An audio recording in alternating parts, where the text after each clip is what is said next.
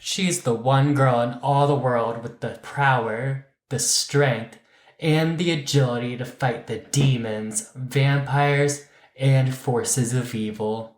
She is Crypts and Corks. Paul, I think you mean the Slayer. Oh, right. But you are right. Welcome back, everyone, to another episode of Crypts and Corks. I'm your host, DJ, here with my co-host and producer, Paul, as usual. And I really gotta shout out Paul as our producer because if you can't tell, we're actually recording on two mics finally, only 14 episodes in, thanks to Paul. Listen, getting those two mics set up, they make it a lot harder than you think, okay? You think you just plug in the two mics and you're good to go. No, girl, you gotta go in the set. There is so much you gotta do. Yeah, just trying it on my MacBook, which was slightly newer than your old one, but you got a new one. Was just painful. Oh, yes. Oh, yes. But now we're set up. We have our two mics and we're ready to go. Yes, and it is post-Christmas. I know last week's episode was New Year's, but for us, it's just past Christmas and past my birthday. Yes, happy late birthday, Thank DJ. you. Meow. And I'm 27 now. This is going to be my year. This is the year the podcast takes off and my novel gets published and I meet my future husband. I'm manifesting. Yes, a lot's gonna happen this year. It's gonna be so cool. I'm so excited. It's gonna be such a good year for both of us. Ooh, but there's something we have to talk about and address. Lay it on me, home slice. So, DJ and I went and saw the godless movie Saltburn. It was not godless. Okay, there were gods in it. But there were definitely parts of it where I thought I was about to be possessed by a demon, but there were parts of it, specifically Barry Keoghan, is that how you say his name? I think, probably. Dancing around naked to murder on the dance floor where I saw the face of God. Oh, yes. That movie made me feel things. And it's not just because Jacob Elordi is hot, okay? Like, he's beautiful and everything. But the other guy, that Barry guy, he is so sick and twisted in that movie. And it just... it hit me. I felt that somewhere deep. Especially when you find out, like, one of the most traumatic scenes, he improvised himself. Yeah, the grave scene. And also in that last scene where he's dancing around naked, that's not a prosthetic, that's his real dick flapping around in the wind. What a legend, honestly. And honestly, some of the things he did in that movie, there are, like, sick and twisted, but it's honestly kind of, like, relatable. We love a hung short king. Oh, for sure, for sure. And honestly, the bathtub scene, I wouldn't mind someone, like, being that obsessed with me. Like, being that level of crazy that you, like, spoiler alert, skip ahead, like, 5 seconds. Being that crazy that you, like, lick the bathtub and lick the drain after they use it. I don't know, it made me feel things. But you and licking things just seems to be a thing. Is that whipped cream video? Where you... Okay, we'll address that on the next Yeah, video. we'll address that later, but still having night terrors of you snapping at me. That's something we'll address on the next podcast. Jesus. How about you, DJ? How's your birthday been? How's your holiday? What's been going on, girl? It was interesting. You know, my brother came in from Dallas, Texas. He hates it down there, so sorry to any of our listeners down in Dallas. My brother is not a fan after living there for 6 months. It's kind of rough having your birthday the day after Christmas. It used to be when I was younger, all of my friends were like away visiting family. And now that we're all adults, they're all back in town by my birthday, but they have to go back into work, but I take the day off because it's my birthday. Right, exactly. And I also share the birthday with my cousin, who's 7 years younger than me. And this year, for the first time in forever, we had we attempted to celebrate jointly, and let's just say it didn't go as planned. Oh, yeah, what happened? Well, my grandparents were going to take me and my brother out to dinner for my birthday, but my uncle just died in March, and so my aunt was like, will you please come over to our house for dinner? It's just going to be us and Madison's closest friend and her family. They're going to help me make dinner, and we're just going to, let's celebrate together as a family. And so we're like, okay. And then we get there, and it's not just my aunt, my cousin, and her closest friend's family. It's, 7 of my cousin's friends and all of their parents. Oh, God. So it's definitely a party for my cousin. And I was also promised that my name would be on the birthday cake. It was not. Dang. But I did hear a lot of, this is my cousin DJ. It's his birthday too. Oh, jeez. You were like the afterthought. Yeah, and it was also it's his birthday too. And it's nah, bitch, I was born first. It's your birthday too. Yes, sometimes you gotta put them in their place, So I might be changing my birthday till June. Oh my god. Just celebrate it in June. They really lured you over there and everything. They did. They offered that cheese, or what is it, stick and carrot? They really, I took that carrot. Oh, hook, right. line, sinker. Right. They didn't even put your name on the cake. They said, dang, they really played you, girl. Madison or Aunt Michelle, if you ever listen to this, I love you deeply, but I feel how I feel. How was your holiday, Paul? My holiday was cool. I just saw the family and everything. Nothing too crazy happened, holiday parties, going from this house to that house. Anyone who has divorced parents knows that the holiday is more like going from place to place, making sure you see all the family and everything. Yes, because as a child of divorce, a holiday is never a vacation day. It's like that day you spend traveling to get to vacation. Exactly. Going from house to house to house. Every Christmas, I spend more time in my car than I do with any person. And so I've actually joked that I'm so traumatized of going to different family functions on holidays, having to travel so much, that I have to marry an orphan. Right, because how are we going to make time for a significant other? I cannot marry a man who is a child of divorce. Right. 4 Christmases? 4 Christmases? Exactly. You're going to have to pick and choose which ones you go to, and then someone's going to be mad about something. Although I do fully intend on growing up and being the person who has Christmas at their house. Mm-hmm. To avoid that. See, I don't know if I want all those people in my home. Okay. You can just come to mine. We're family now. True, but I don't think my mom would appreciate that. Your mom can come. I love your mom. Girl, she's not driving 2 hours from where I'm from to Pittsburgh for Christmas. All her family's back there. I nearly said they can all come, but this is only going to fuel the rumors that we're married or that we're dating. Right. And plus, my family's huge. I have 10 nieces and nephews, just nieces and nephews. Kathy can come, Jesse can come, Jesse's significant other can come. Mm-hmm. But I gotta draw the line somewhere because you and I are not a thing. Exactly.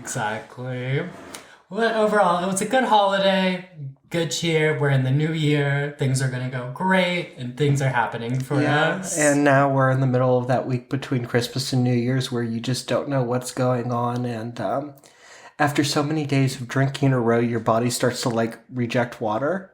Oh, been there. So, let's give it what it wants and open our paranormal pairing. Ooh, and this paranormal pairing was sponsored by someone special. Paul's stepmom, Penelope. Near. Thanks, Penelope, for getting this wine for us. Yeah. We deeply appreciate it, and it just I thought you texted me my stepmom got me so many wines, and I was like, oh, it's gonna be so long before I ever can think of a topic to use them for, because I literally pick the topic and then normally go and fly by the seat of my pants, pick it out. But I actually had a topic in mind, and I saw this one, and I was like, that's it. That's my homegirl Penelope getting me for that. Right. So this is Apothic Dark. We love Apothic. Yes, we've had their winery, their wine for the Amityville one. Yes, right? Apothic. Was it red? Double red? Flame. There were flames on it. Inferno, thank you. Yes, Inferno. With the whiskey. So this one is a red blend.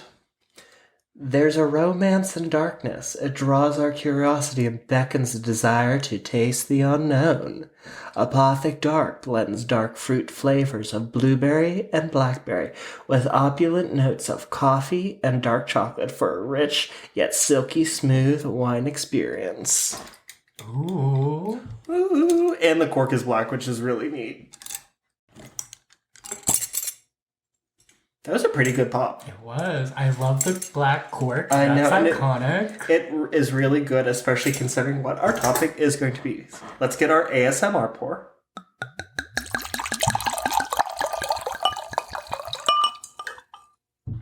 Sorry, Paul. I may have over-poured. That's fine. I did have a meltdown this morning before coming over. And that's okay. There's nothing wrong with an overpour, especially with wine. There's never too much. Okay, maybe it's not actually an overpour. We're using new glasses. Oh, yeah. And they're probably bigger. Mm-hmm. All right. Ooh, they That's did it nice. again. They did it again. I thought it was going to be dry. So did I. Dark, just dark made me think dry. Mm-hmm. But that one's really smooth. That's really nice. Apothic, you impressed me again. This is Everything. Good. One of my former coworkers, from when I worked at the department store, her brother he did very well for himself. He's a businessman, I believe. Mm-hmm. And he lives out in San Diego, has a yacht. It's a very small, cabin cruiser. But she was out visiting once, and he has, oodles and oodles of money. And he was like, "Can I show you my favorite wine?" And she's like, "Yes." And he's like, "I hide it so nobody can drink it." And she thinks, "Oh my God, it's going to be this really bougie, expensive bottle of wine." And he pulls out Apothic Red, which is their classic red blend. Mm-hmm. And she said, "Shut the fuck up. That's my favorite wine too." Oh, we'll have to try that sometime on the pod. We definitely will, because it's one of my favorites. Yeah, I'm enjoying Apothic so far. So good job, Apothic. All right, Paul. Let me tell you a story. I'm ready. Imagine you're sitting at home, relaxing after a long day. You suddenly hear three distinct knocks at the door. You think this is odd. Isn't it kind of late for visitors? You go to the door and overcome with a sense of anxiety. You open the door to find two kids standing on your porch looking down. "May we come in?" one of them asks politely in a flat voice. You want to say yes and help them. But there's that gnawing fear in your stomach that makes you hesitate. They then look up at you, each with lifeless, pitch-black eyes, before saying, "You have to let us in." Today, we're discussing black-eyed kids. I love this topic. I love the black-eyed kids. They're so spooky. I love the stories on the internet. This is going to be... I'm so excited for the black-eyed kids. I really hope that this is the one that scares you. And now I see why you wanted to do the dark wine. Yes. Because their eyes are black. Oh my gosh. Wow. It all ties in together.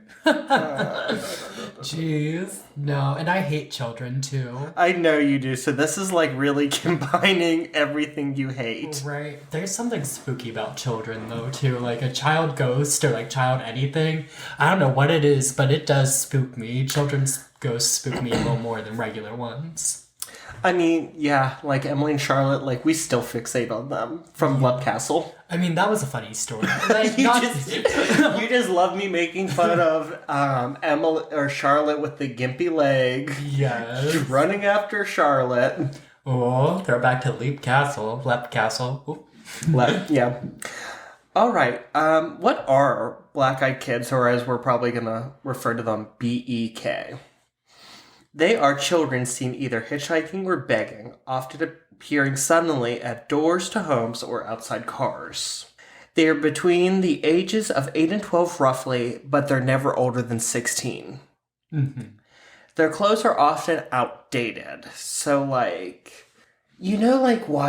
The Sandlot, and it's supposed to take place, in the 80s. Yeah. And how those clothes look. Mm-hmm. And you see it and you go, "Oh, it's the Sandlot. It takes place in the 80s. Right.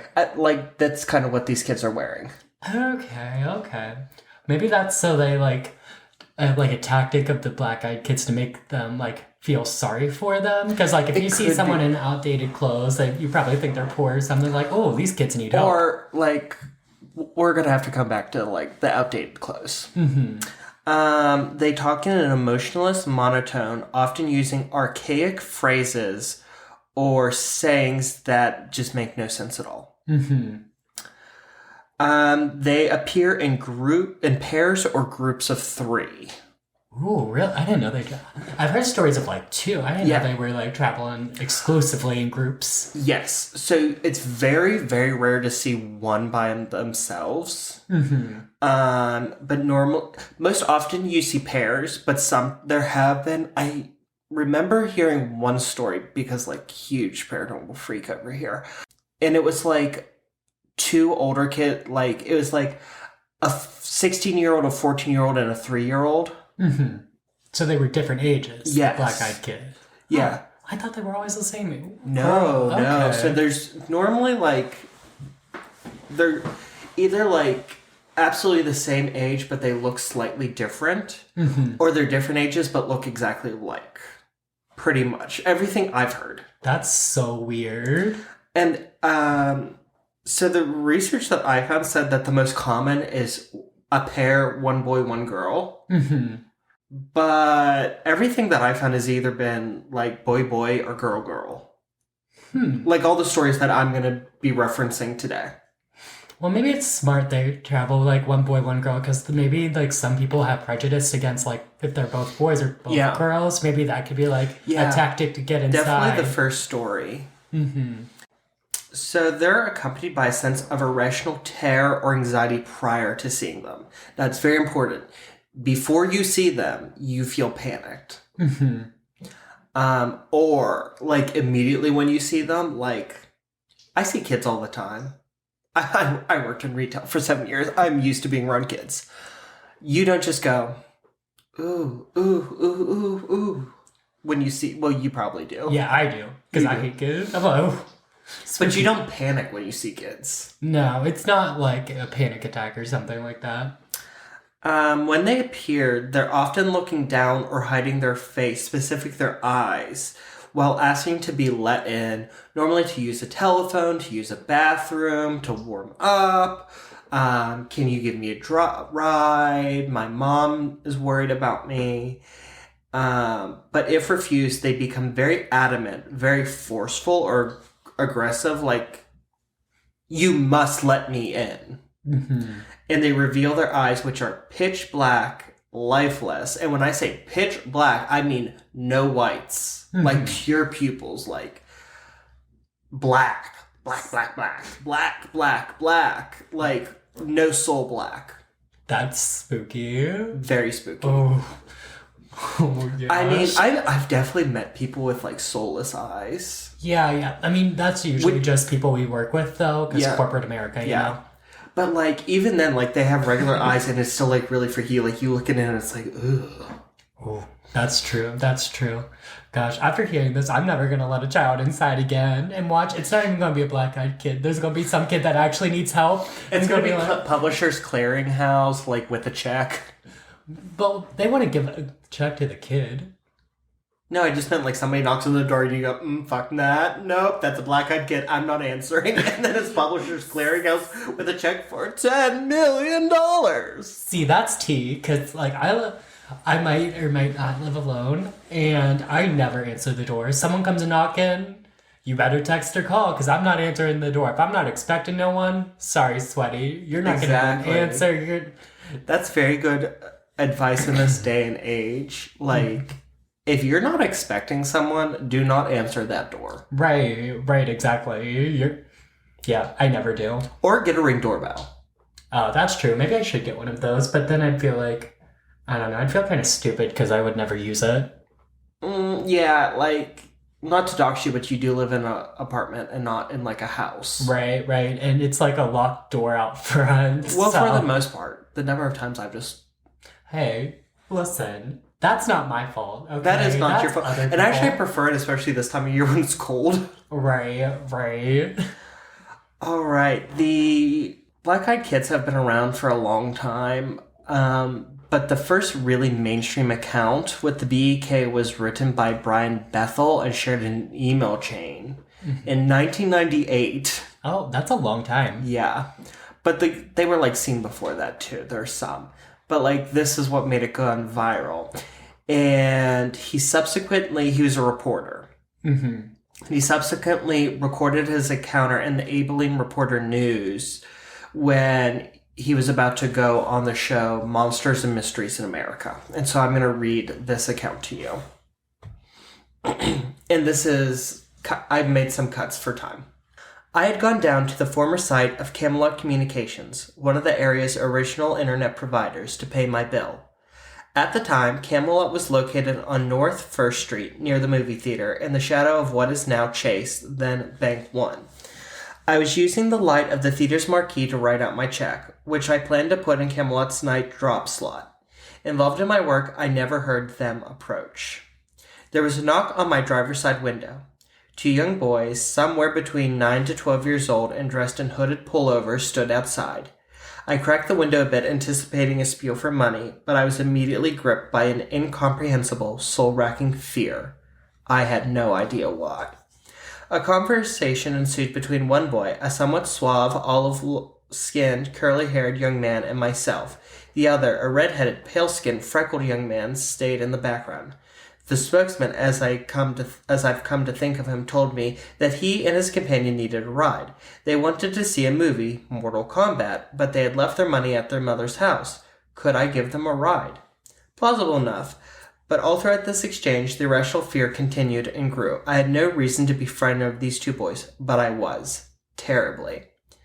After a bit more conversation, I looked up at the theater marquee and down at the digital clock display in my car. Mortal Kombat's last show of the night had already started. By the time I could have driven the boys anywhere and back, it would practically have been over.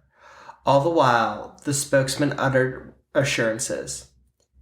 It won't take long. We're just two little kids. We don't have a gun or anything. That's spooky. That's shady. Okay, he ain't even asked about guns and stuff. Like, that's shady. Mm-hmm. The last part was a bit unnerving. I noticed that my hand had strayed towards the lock on my door. I pulled it away, perhaps a bit too violently. In the short time I had broken the gaze of the spokesman, something had changed, and my mind exploded in a vortex of all-consuming terror. Both boys stared at me with coal black eyes.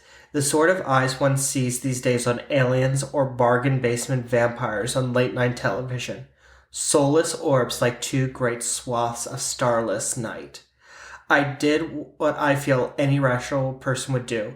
I full-on freaked out inside while trying to appear completely sane and calm. I apologized to the kids. I made whatever excuses came to mind. All of them designed to get me the hell out of there. Fast. The aura of fear was now a palpable, black hanging thing. Almost as if reality itself was warping around me. I wrapped my hand around the gear shift, threw the car into reverse, and began to roll up the window, apologizing all the while. My fear must have been evident. The boy in the back wore a look of confusion. The spokesman banged sharply on the window as I rolled it up. His words, full of anger, echo in my mind even today. We can't come in unless you tell us it's okay. Let us in. I drove out of the parking lot in blind fear. And I'm surprised I didn't sideswipe a car or two along the way. I stole a quick look in my rearview mirror before peeling out into the night. The boys were gone. Even if they had run, I don't believe there was any place they could have hidden from view that quickly. In time, there was a term coined for what I had seen. BEKs, Black-Eyed Kids. I wouldn't have chosen it personally, but it's the acronym the internet knows. What did I see? Your guess is literally as good as anyone's. I've had everything from vampires to demons to ghosts to aliens to a somewhat detailed hallucination posited as possibilities. Will I ever know for certain what I saw? Probably not. Do I ever care to see them again? Hell no. As much as I still don't know what happened that night and why, here's one thing I do know. It's a gut feeling, but one that rises to a level of almost certainty. If I had given the spokesman and his friend a ride on that long ago evening, I don't think I'd be here to type this now. Yeah, when you say that, it makes me think of vampire. When they said we have to be invited in or we can't come inside, that very much makes me feel vampire. Yes, but also like that's kind of like a myth. Like original vampire stories didn't have that. Really? Yeah, But like, what but other be? Because aliens can come inside, and so can aliens like can come. ghosts and Yeah, demons and things. but actually, I said I didn't mean to shoot you down. But actually, as I thought about that, there's a really good. It was on Netflix. It was a miniseries based on Dracula. Mm-hmm. And it was really good because it was a really good spin on it.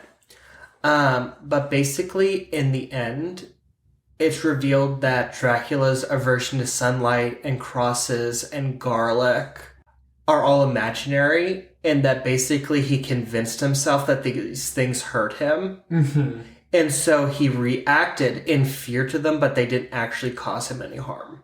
Huh. Okay, that's interesting. So maybe it could be a vampire who just thinks like, oh yeah, like I have to be invited in. Like a cult of vampires, like, Yeah. and this is like they're using their vampire kids to like Yes. lure in victims for their blood. Yes. Ooh. And before anyone says it's just kids wearing contacts, remember this was 1996 before you could buy colored contacts like this. Right. They didn't have access to like Amazon or eBay. Yeah, no. or Like if wherever. you wanted this, you had to go to like a store that made those, and I'm pretty sure that the only place that would have them would be like TV studios. Yeah, I don't think like costume shops even at that time had like colored contacts. Now, I mean, I remember when they became big, and that was when I was like, you and I were kids. Right, right. So I mean, that was and I was born in '96, so that was a hell of a lot later than this. Right, exactly. All right, let's get into another story, and I'm gonna kind of Oh, nope, that was it. I'm gonna paraphrase the beginning of it, and then like read the actual scary part. Alright, cool. So this is from a Reddit user called No Sleep 2012. And basically, she was asleep when she heard her dog Lucy barking. She was a puppy, and she thought, oh, she probably just hears outside noises, and this woman was afraid that Lucy was going to wake up her husband and her 22-month-old daughter. So she decided that she was going to get up out of bed and take Lucy to the front door and show her, look, no one's outside. As she's walking down the hallway, Lucy's getting really aggressive, snarling and growling, like super aggressively in a way she has never heard. But the woman's like, she puts up the baby gate so Lucy can't run out the door. And she goes to open the doorway. And that's where I'm going to pick up reading. The second my hand reached for the deadbolt, Lucy went wild. She started barking and jumped toward me, and when I touched the metal, she suddenly changed her temper. She whimpered, almost like she was afraid and backing down. As her mannerism changed, so did mine. I wasn't calm anymore. My heart was racing and sinking at the same time. I had been flooded with a mixture of fear and dread. I looked through the people. I can't explain why I looked, but I did. Outside were two kids. One was just a smidgen shorter than me, and didn't look much younger. I'm 21, and she looked to be 16 or 17. She was slender and pale. Her hair was a light shade of honey blonde, and she wore it long, about mid-back, with long, thin, blunt bangs in the front that covered most of her eyes. She wore jeans, a light wash that's popular right now, and a thin-looking, olive-colored pullover-style hoodie. She held the hand of a small girl who looked to be around 3 or 4, in the same style jeans and a buttoned-down ivory cardigan. The smaller one looked at the floor shyly, but had the same shade of hair tied back in a ponytail. She had a stuffed toy under her free arm, and it was identical to one my daughter has, as was their style of dress. Had it not been for the feeling of overwhelming dread and fear, I probably would have asked these children in and given them some tea or hot chocolate to get them out of the bitter cold. Something about them seemed off. At this point, I hadn't made any noise. I hadn't shushed the dog or grumbled. Nothing. I hadn't turned on any lights. These kids had no indicators I was at the door. The older one spoke. She had a voice that was mature, confident, strong, and accentless. She held her head tilted downward, and I couldn't see her eyes. She said, "We have to use your phone." I stood frozen in fear. How did she know I was there? She raised her head to face me directly, and that was when I saw her eyes. There was a reason I couldn't see them through her bangs before. They were black, or midnight blue, or a dark, dark purple. They were otherworldly. She said, "Our mother is worried." As someone who has always been interested in creepy stories, I knew she was what she was the second she looked at me through the door. I'd never been one to believe in these things, as a staunch atheist and skeptic when it comes to the paranormal. I had written off many a ghost story from friends and family members eager to tell their tale. I didn't believe it. Still, I couldn't rationalize my way out of this. I was standing with nothing but a thin wooden door between me and a black-eyed kid. There was no questioning what was right in front of me. I did not answer her. Slowly and silently, I backed away from the door, Lucy still cowering at my ankles. She kept talking. "Just let us in to use your phone." I took another step back, and with that step, the tone changed. At first, she seemed polite. When I took that second step back, she became commanding, almost hostile. "We're not going to hurt you. If we wanted to do that, we would have broken in. I'll ask again. May we come in and use your phone?" Lucy snarled at the door, and I inched backward, though something inside me seemed to be slowly pulling me back towards the door. It wasn't a physical pulling so much as a subconscious need to go back and let them in. At this point, the narrator goes back to her room, covered up the window, and locked the door, and stayed up all night in such fear that there would be another knock on the door. Okay, that's creepy. So creepy. Just Could you imagine, girl? No. So now that I wasn't reading and I could process it, and like I've read this story 100 times during research, but like just thinking like, because you have a people. Yeah. And all I could imagine was like, okay, like all the lights are off, and like you just go to the door, and like to have someone like be like, "I know you're there." Well, they could have heard her on the other side of the door, and plus she has the dog and everything there, so they could have heard her on the other side of the door. But she didn't say anything to the dog. That's true. She mentioned that. She said she didn't make any noise. She didn't like turn on any lights. She didn't shush the dog. She didn't talk the dog. Mm-hmm.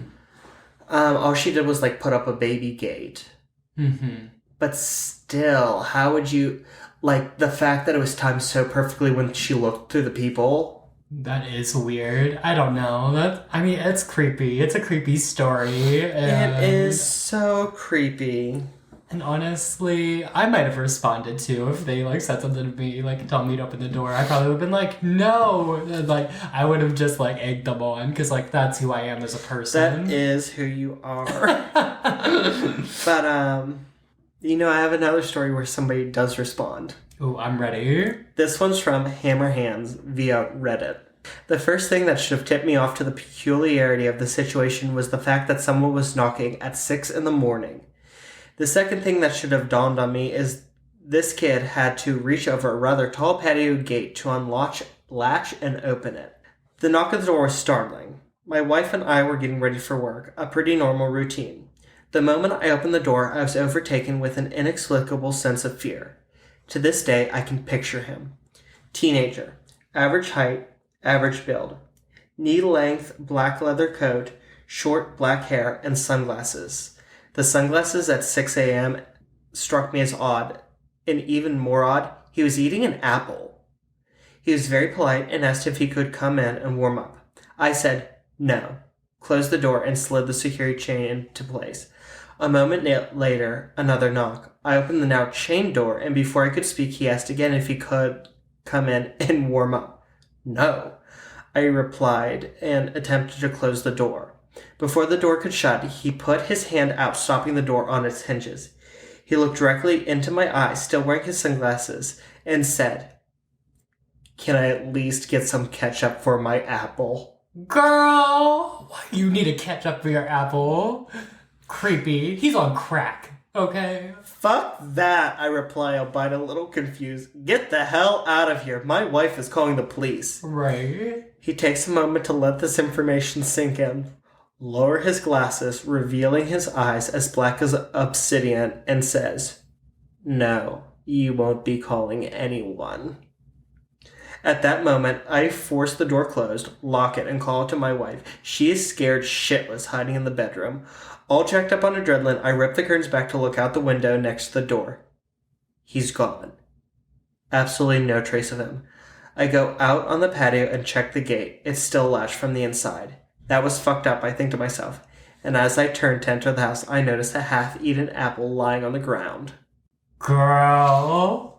Can I have some ketchup for my apple? If you come into my home and look me dead in the eyes and ask for apple and ketchup, I am going to politely but firmly You're not going to be polite. You're going to yell, You're fuck done. that, like the hammer hands. You're done. You have to go. That's it. Like, No. There's no coming back from that. What would you do? What would you do if I made you take a shot of Crown Royal apple and ketchup for this one? Girl, I would have called the cops. I missed the best. The best. Again. You would have been so confused. Oh, yeah. Also, I hope you know, can I have some ketchup for my apple is this week's meme. Oh my god. No, if you did that, I would politely but firmly ask you to the depart. meme or the shot? No, the shot. Okay. Oh, if I did that, I would politely but firmly ask myself to leave too. It'd be done. Game over. Girl, these stories are creepy. This is the creepiest one yet. Okay. I know, they just keep getting creepier. I'm here for it though. I love this spook. This I is know so you good.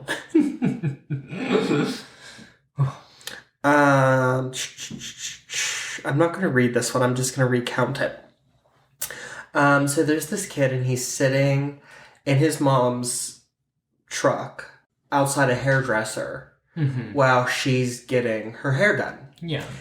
And this is before phones, so I don't. So you're just like sitting there, and the kid sees somebody walking past, and they go, "Oh, I know that kid."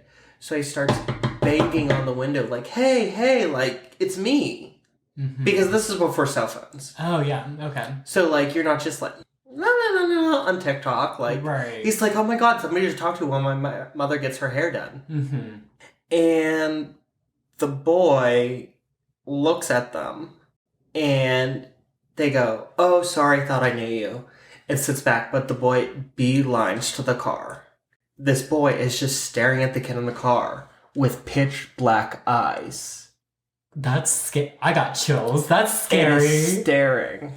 Oh my gosh. And the boy says, "You must let me in." And the kid is like, "No," and dives to hide under the seat. And the boy stares at him for a couple minutes, turns, walks into the hairdresser, walks right up to this kid's mother. Reminder, this is a stranger. Yeah. Walks directly up to the mother and says, "You must give me your car keys so I can get in your car." Girl, what do you think this woman was gonna do? Just hand him her car keys? She doesn't know him. Like, exactly. what did he think? Not the brightest. These black-eyed children aren't the brightest. Well, okay, this one's really spooky. So, this is a young lady. She's in her early 20s. She had just moved into this apartment. She lives a very private life. She doesn't go out a lot. She doesn't have a Facebook account. She just works at a grocery store during the day. And she was walking up the flight of steps to get to her apartment, and she hears kids laughing, and then she heard whispering. And now I'm going to begin reading. It was kind of late, so I thought this was weird, but I ignored it and walked into my apartment. I live on the 3rd floor. I was getting ready to open my balcony door. It was really muggy in my apartment. I walked over the door and pulled my blinds, and 2 kids are fucking staring back at me. Sorry for the F-bomb, but I'm still shaking. I screamed and backed away, smashing my leg into the table. They were both in blue jeans, and the oldest, he was taller, had on a green shirt with white stripes, and the younger had on a button-up light blue shirt. The oldest one touched the sliding door. "Miss, can you let us in?" The younger one just kept looking around. I still just stared at them. I finally was able to say, "How'd you get on my balcony?" I walked to the door and noticed how excited the older one got. He moved closer to the entrance. "Can you let us in?" I wasn't thinking. I unlocked the door, and when I looked up, their eyes, you guys, their eyes were black. The entire eye. I quick locked the door and told them I had to call the police because my door was jammed and I couldn't unlock the door. So I called the police. The oldest boy pleaded with me the entire time to let them in. The police arrived about an hour ago. They came in and walked to my balcony. When they opened my balcony door, nothing was there. That's crazy. Like, what do you do at that point when these kids are Third floor balcony. Exactly. Bitch. How did they get there? Like, what is going... I wouldn't even know what to do because these kids are on your balcony. You're on the third floor. Where are they going to go? What if they're actual kids? Like, that's crazy. How do you get there? Exactly. How did they get there? Can the black-eyed kids fly? Like, what's going on? I need a list of powers and abilities that these kids have. Like, well, what if you can notice, they do? every single time they have appeared out of nowhere and disappeared out of nowhere. Maybe they can teleport. Maybe. Spooky. They can teleport everywhere but in your house, apparently. Well, back to the invite thing. So, this is my last story. Okay. And this is because every one of these stories has been a near miss. But what happens if you let the black-eyed kids in? Oh, girl. This story takes place in rural Vermont in the middle of a snowstorm. There's this elderly couple just having a night in when they hear on the door. Super confused, but who knows? Maybe this is a neighbor who their power went out or their car went off the road. This is rural Vermont. And they open the door to see a small boy and a small girl in hoodies standing on their front porch. The boy said, "Our parents will be here soon. May we come in to wait on them?" So first of all, we already have an archaic saying. Wait on them. Like, who says that? Right. I read Victorian novels and they say it back then, but that was 100 and something years ago. Right. And like, how did they get there in this snowstorm? Like, what's going on? And I do believe, because I couldn't find this one written out, but I've heard it a number of times and had to include it. And I'm pretty sure they said there were no tracks in the snow. Right. And like, how did their parents know where to come get them? Like, what's the tea? Exactly. It doesn't because this make sense. was pre-cell phone. Right, exactly. They seemed polite, they were very soft-spoken, and they kept their heads down. So the woman and her husband agreed.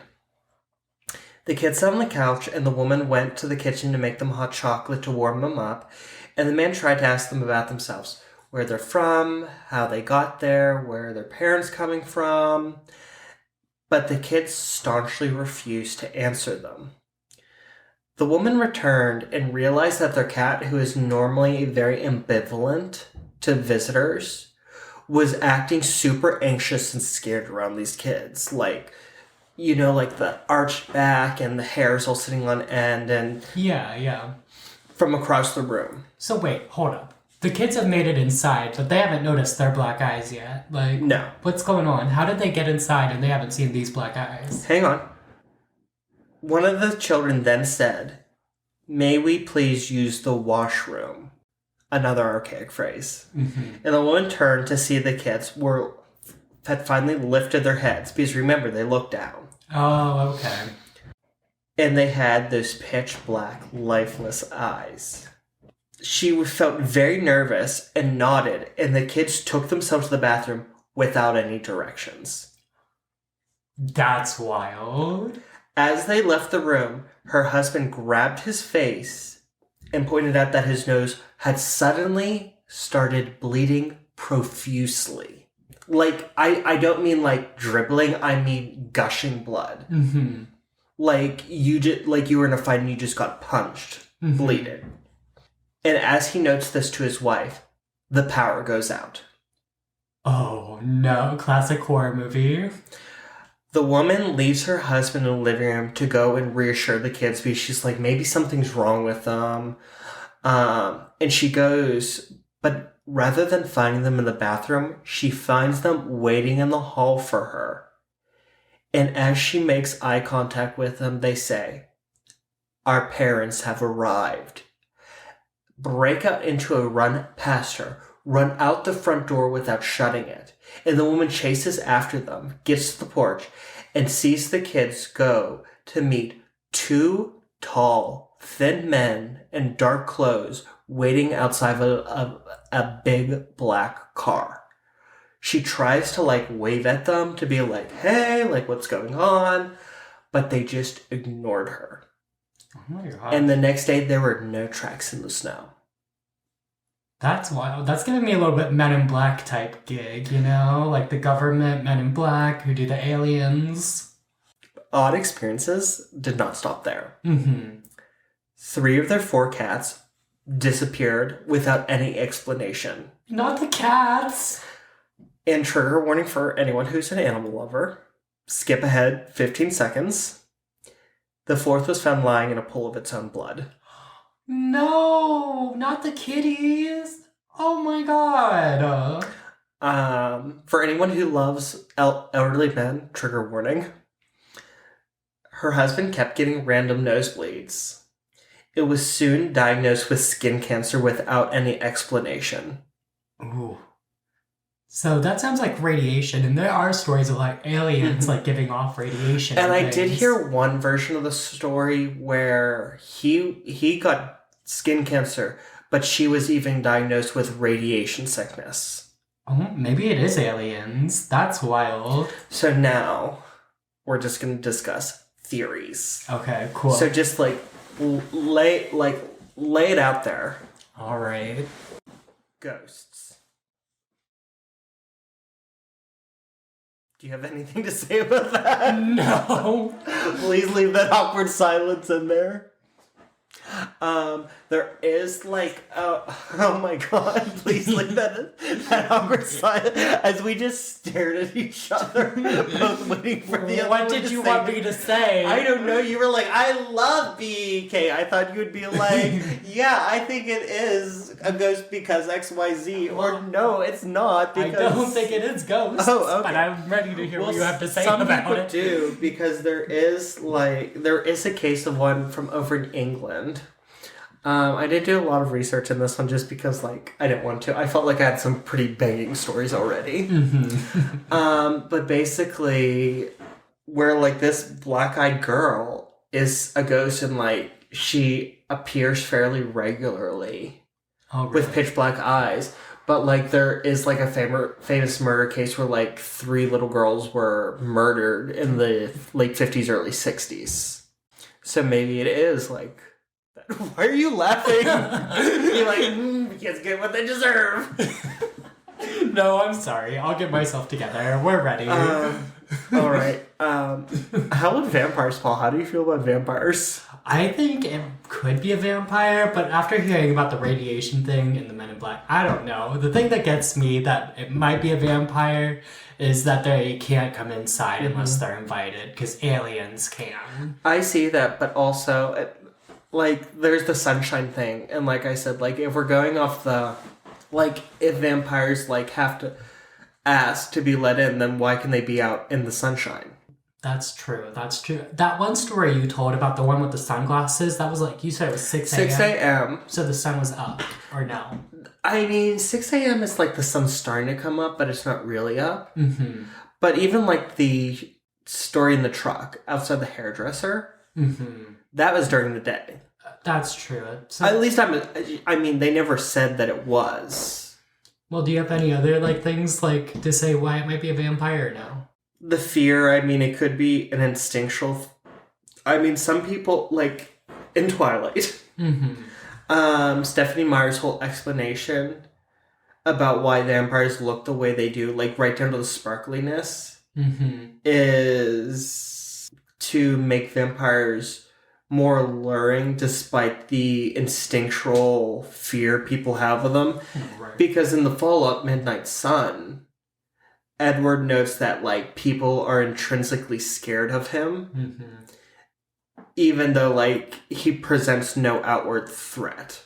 And he even mentions, he's like, I'm so beautiful and I sparkle and I even smell good to humans, to draw them in, despite the fact that their survival instincts say, no, get away. Right. So maybe that's why the black-eyed kids present themselves as kids. To seem less threatening, and maybe that's maybe part of the vampire thing to make them seem less threatening, like you just said. And we're going to circle back to that point in a couple minutes, but you mentioned aliens. Yeah. So at the beginning we did talk about the outdated clothing.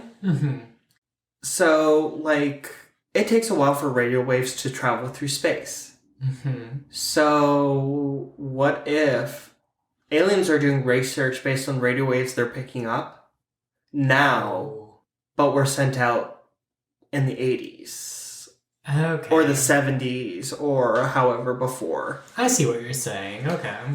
But even, in, the archaic language, may I use your washroom? Right. May we wait on our parents? That's something vampires do too, though. That is a vampire thing. Yeah, vampires use old language as well. Yeah, and there is one story where a kid asked to use, may I use your telegraph rather than a telephone? I don't know. And honestly, so this alien thing, having the Men in Black there, that, I don't know, would the aliens maybe have, some sort of thing with the government, some sort of sign or treaty that then okay. So this is a hand-in-hand one before we get any further. Another theory is that they're not aliens, but they're alien-human hybrids. Oh, and they got out or something. Yes. So, But if they escaped, they probably wouldn't be so willing to go back with the unless they're telepathic. And maybe it's one of those things they can only get so far. And who knows, maybe there's those devices in them. I don't know, you see movies and apparently you implant them in animals. I'm not advocating for this, but apparently you can implant a device in an animal that sends a sensation that will get them to go to a certain place. I wonder if the black-eyed kids have ever killed anyone besides, I know they killed the cat or whatever in that story, but the people were fine. Why would they want in if they're not gonna outwardly hurt the people? And they left so soon after their parents or whatever came. Yeah. They really didn't do anything besides kill the cats, which awful. Is why if we're doing the alien or the alien hybrid theory, I would go with they've escaped and they're just trying to do research. That would make sense. I could see that, yeah. But it doesn't explain that intrinsic sense of fear that they strike into people. That's very true, because where does that come from? Which, we're going to get to my favorite theory, the one I advocate for, demons. Demons, okay. Why do you say that? So, first of all, how many times we haven't we're only on episode 14, we haven't discovered demons that much. Yes, we have. We've brought up demons in almost every single episode.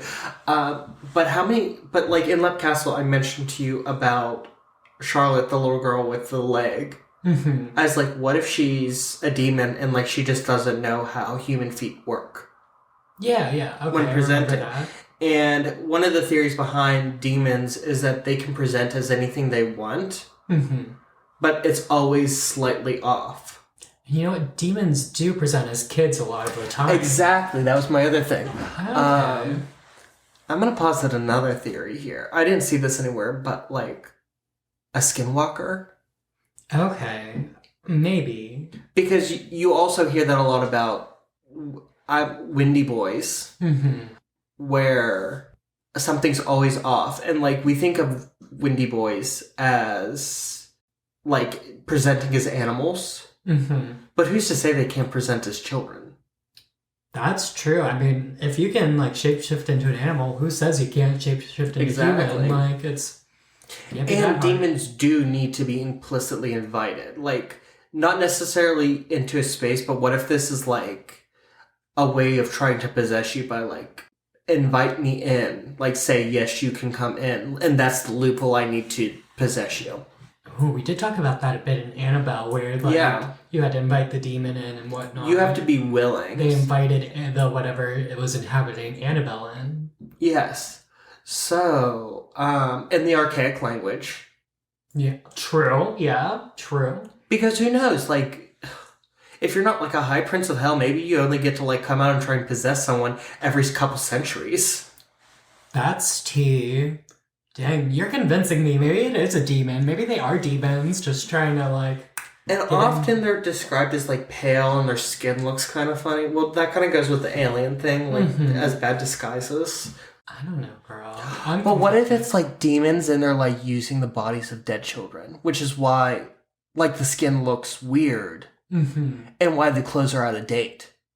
That's creepy. It's so creepy. That's a creepy story. Skin suit. Child skin suit for demons.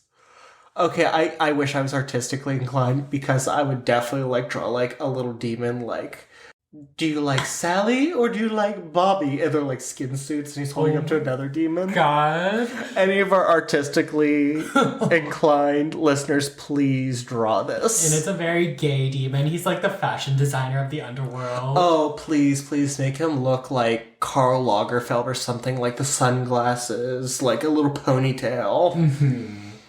I think the moral of this story, going back to what we discussed in the Titanic, I said it multiple times during Titanic, trust your gut. If Always. something doesn't feel right, I don't care if it's kids, I don't care if it's people, I don't care if it's cats, I don't care if it's your grandma, don't trust it. No. If something doesn't feel right, it's probably not. Exactly. No, always trust your gut. There is a phenomenal book out there. Was title I forgot. 50 Shades of Grey. No. I've read it. It was an interesting read. The Gift of Fear. Okay. And it's all about how, like, fear and, like, gut feelings are, like, years and years of, like, comfortable living. We've tried to force it down. But we're, like, at the point where we have suppressed it so, like, to the point where we've suppressed it so much that that's kind of like where you enter into the space of like terrible things happen. Like you get murdered or you get attacked or assaulted because you're about to walk down a creepy alley, but you have a gut feeling and you ignore it because that's irrational. Right. And basically this whole book is like, these are like your evolutionary survival skills. You're meant to listen to them. Exactly. And fear isn't always a bad thing. Exactly. You need to listen to these things, listen to that, your intuition, all of it. It's there for a reason. Yes, it is not make-believe. Exactly. And anyone who tells you, like, if you have gut feelings or intuition and somebody says, like, oh, yeah, no. Like, if you don't want to believe in the hooey stuff, it's literally evolutionary science. Right. It is your evolutionary survival skills coming back to save your ass. Exactly. Evolution for the win. So, that's BEK. Oh, no, there's one more thing I want to say about BEK. Okay, what's up? They do say that once you know about them, you're more likely to see them, so you're so welcome. Oh my gosh, if they come for me, I'm not answering no doors. I'm not opening my car, like nothing. And it's crazy too. I live kind of near like a school where kids are, so like I'm gonna be spooked. You're gonna be so spooked. Oh my god. Jeez, this was the creepiest episode yet. So. I probably should have done a trigger warning for that at the beginning of the episode, but I've realized from every podcast I've listened to that's covered Black Eyed Kids, nobody says this till the end or halfway through. Oh my. So if I had no preparation, I don't see why I should prepare anyone else. Right. And honestly, I'm kind of interested to see what your smash or pass is going to be this episode. Because I'm not trying to get canceled. Smash or pass? The guy who said fuck no to the ketchup on the apple. Okay. Smash. Because he's Brilliant. Brilliant. Exactly. Like, he said no to the kids. And honestly, this might sound weird, but I just picture him as, like, a hot guy, like, in his home with his wife. But I picture him as a hot guy. You're just like, I want to be that wife. There was no indication of what he looks like in that story, but I don't know. I just picture it as a hot guy. Yeah. Young professional. What? Young professional. Exactly, a young professional who has his wits about him. Mm-hmm. And he knows to trust his gut. Exactly, and that's something important these days. No, I need someone who believes in this stuff, who trusts their gut, who believes in their intuition, who believes in themselves, who believes in signs and spooky things. Like, I can't be with someone who thinks I'm crazy for believing in all this. Like, maybe to a certain point, yeah, you don't have to believe everything or whatever. But, like, you have to have, like, a certain point of believing. I wouldn't mind having someone a little skeptical. I don't want someone skeptical. I want somebody logical. Mm-hmm. But, like, I could never date someone who's like, you're such an idiot for believing in this. Right. It gets to a point where it's just, like, annoying. And it's like, I don't know. I feel like there's, like, a little bit of a thing where you're a little bit of a stick in the mud if you just, like, nothing's real and we're all this and blah, blah, blah and nothing's gonna happen. And you know what I'm trying to say? Yeah.